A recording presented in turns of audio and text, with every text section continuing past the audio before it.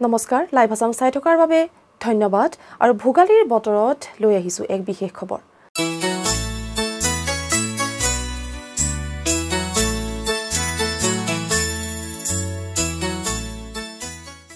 সমাগত ভোগৰ উৎসৱ ভোগালী মাজুলী ভকত চাপৰিৰ লগতে আহতগুৰি চাপৰিৰ কৃষকৰ মনত উৎসাহ কুঁহিয়াৰৰ উৎপাদন বৃদ্ধি ভোগালীত গুড়ৰ চাহিদা পূৰণ কৰিবলৈ তৎপৰ কৃষকসকল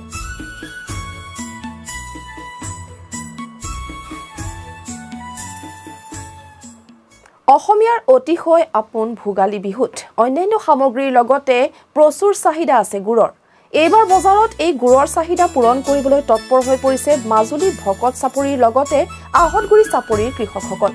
মাজুলী ভকত চাপৰিৰ লগতে আহতগুৰি চাপৰিৰ কৃষকৰ এতিয়া সীমাহীন ব্যস্ততা অসমীয়াৰ অতিশয় আপোন ভোগালী বিহুত অন্যান্য সামগ্ৰীৰ লগতে প্ৰচুৰ চাহিদা আছে গুড়ৰ এইবাৰ বজাৰত এই গুড়ৰ চাহিদা পূৰণ কৰিবলৈ তৎপৰ হৈ পৰিছে মাজুলী ভকত চাপৰিৰ লগতে আহতগুৰি চাপৰিৰ কৃষকসকল মাজুলী ভকত চাপৰিৰ লগতে আহতগুৰি চাপৰিৰ কৃষকৰ এতিয়া সীমাহীন ব্যস্ততা ব্ৰহ্মপুত্ৰৰ বানে পেলাই যোৱা পলহৰ ফলত এইবাৰ অধিক উৎপাদন হৈছে কুঁহিয়াৰৰ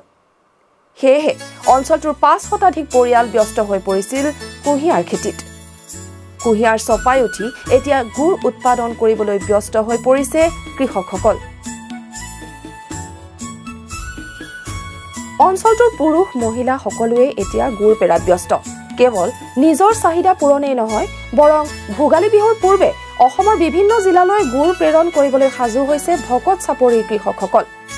এইবাৰ কেজি ৫৫ টকাকৈ বিক্ৰী হৈছে এই গুড় গুৱাহাটীৰ লগতে উজনি অসমৰ বজাৰত মাজুলীৰ গুড় উপলব্ধ হ'ব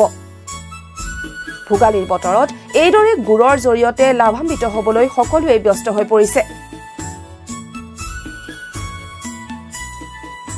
এবাৰ 5 বিঘা কুঁহিয়াৰ খেতি কৰিছোঁ আজি এতিয়া 25 জাপ হৈছে আৰু আজিলৈকে কুঁহিয়াৰ পেৰা 25 ভান হৈছে আৰু আজি কতে আৰু এভান পেৰিম আৰু বিহু আগত তাৰপৰা নেপেৰো আকৌ বিহু পিছত পেৰিম আৰু এতিয়া কিমান বিঘা মান পেৰিলে 1 বিঘা হৈছে আজি পেৰা 1 বিঘা হৈছে হয় আৰু 4 বিঘা আছে আৰু 25 ভানত 2000 কে ওলালে 50,000 টা পায় আৰু 50,000 মান ৰৈছে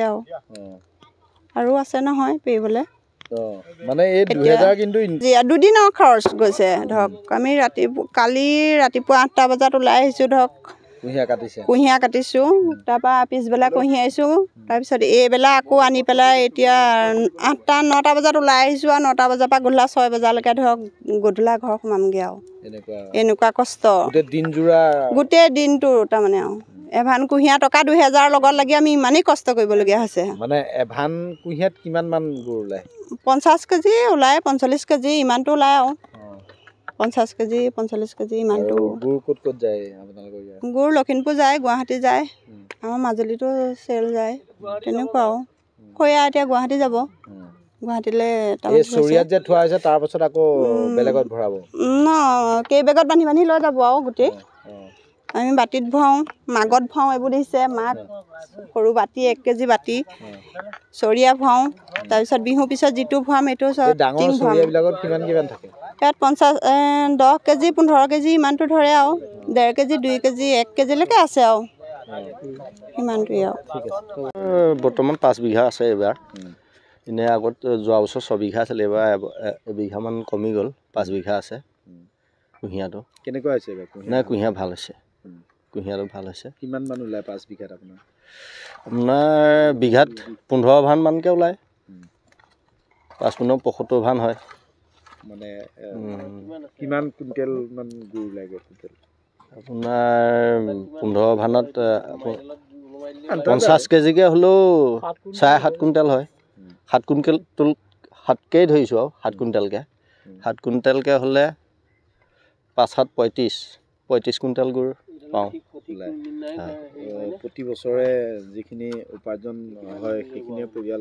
হয় আমি সেইখিনিয়ে পৰিয়াল পোহপাল দি থাকিবলগীয়া খেতিৰ ওপৰতে অন্য একো নাই আমাৰ খেতিয়ে কৰোঁ আৰু এটা ধৰক ঋণ লৈছোঁ ঋণ লৈ আকৌ সেই তেনেকৈ খেতিতে ইনভেষ্ট কৰিছোঁ মাহ সৰিয়হ তাৰপৰা ঘেঁহু মটৰৰ পৰা ধৰি লৈ কুঁহিয়াৰ আমি গুড় গুৱাহাটী লখিমপুৰ মাজুলী তেনেকৈ দিওঁ আৰু এতিয়া কৃষকৰ যিটো মূল্য যিটো উচিত মূল্য নাপায় বুলি সততে প্ৰশ্ন হয় এইবাৰ কেনেকুৱা চাহিদাটো ৰেটটো কিন্তু আমি যিটো আউটত দিছোঁ এইটো ধৰক পাইছোঁ বুলিয়ে ধৰিছোঁ মই এতিয়া গুৱাহাটী প্ৰথম গুৱাহাটী 60 টকাকৈ মই দি আছোঁ 60 টকাকৈ দিলে ধৰক প্ৰফিটটো হয় আৰু এতিয়া বিহু আগত আমি 60-55 তেনেকৈ দি আছোঁ বিহুৰ পিছত অলপ ৰেটটো কমি যায় তেতিয়া মানে কষ্টও আছে যথেষ্ট কষ্ট আছে হ'লেও কুঁহিয়াৰ খেতিটোত আমি ইমান প্ৰফিট নহয় বুলি নকওঁ কুঁহিয়াৰ খেতিটোৰ যোগেদিয়ে আমি যিখিনি অন্য খেতিতকৈ মানে প্ৰফিটটো বেছি পাইছোঁ স্বাৱলম্বী হ'বৰ কাৰণে অলপ সুবিধা এই কুঁহিয়াৰ খেতিটোৰ যোগেদিহে পাইছোঁ সেইটো কাৰণে কষ্ট হ'লেও আমি সেইটোকে কৰিব বিচাৰি আছোঁ আৰু যিমানেই কষ্ট নহওক